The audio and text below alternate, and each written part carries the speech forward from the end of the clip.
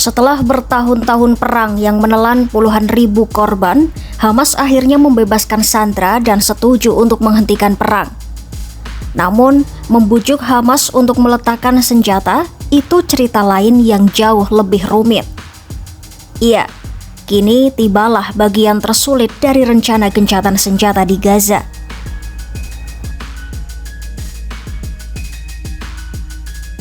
Membebaskan para sandera dan mencapai gencatan senjata memang sudah menjadi pencapaian besar yang melibatkan Presiden Amerika Serikat Donald Trump serta sejumlah pemimpin Arab dan Muslim. Namun banyak pihak meyakini itu baru bagian mudahnya.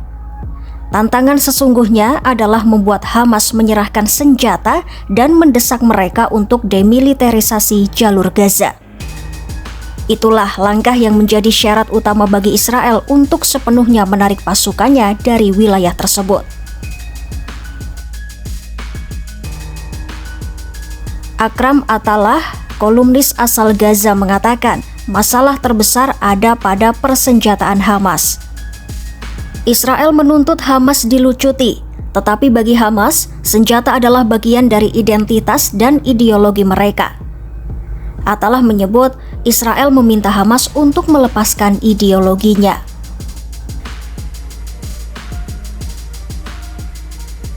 Dalam rencana 20 poin yang diumumkan Presiden Trump, terdapat gagasan ambisius untuk membangun kembali Gaza, membentuk pasukan internasional untuk menjaga keamanan, serta membentuk komite pemerintahan sementara Palestina yang diawasi Dewan Internasional. Namun, satu hal yang paling rumit adalah siapa yang akan mengatur Gaza setelah perang selesai. Persoalan ini bahkan sempat membuat negosiasi gencatan senjata terhenti sementara.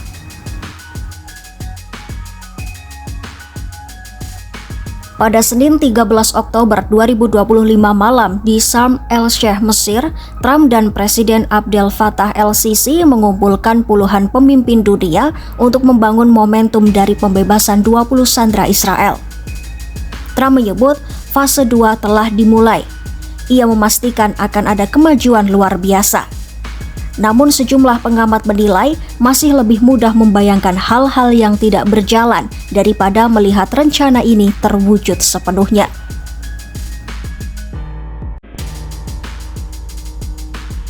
Analis Israel dan Palestina memperkirakan perundingan fase kedua akan berjalan lambat dan rumit. Dalam skenario terburuk, status quo akan bertahan, Hamas masih memiliki senjata, dan Israel menolak mundur sepenuhnya. Mantan pejabat Mossad Zohar Palti memperingatkan bahwa serangan teror sekecil pun dapat memicu kembalinya perang dalam hitungan menit. Nimrod Novik, mantan utusan Israel, menambahkan tekanan politik dalam negeri juga bisa mendorong Netanyahu untuk memulai perang ulang jika publik merasa Hamas masih kuat dan belum takluk.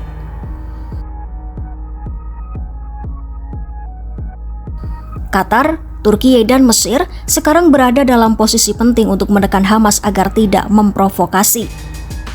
Di pihak lain, anggota koalisi pemerintahan Netanyahu menilai gencatan senjata baru sebatas tukar-menukar sandera dan Israel memberikan sebagian wilayah Gaza sebagai imbalan pembebasan tawanan.